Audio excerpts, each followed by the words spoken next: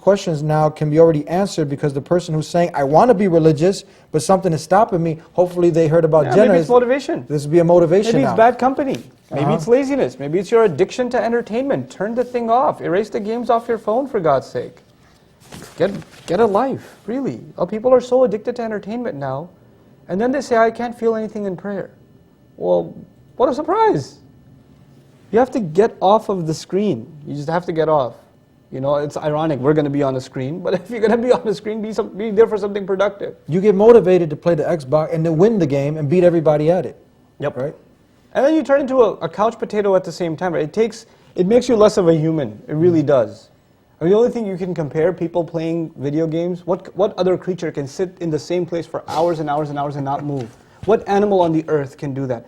Even a snail is slowly trying to move from its position, right? This is a really pathetic state for a person to be in, to sit for 2.5 hours before a movie. And the only time the muscle moves is for a popcorn to go into the mouth, right? Yeah. You know?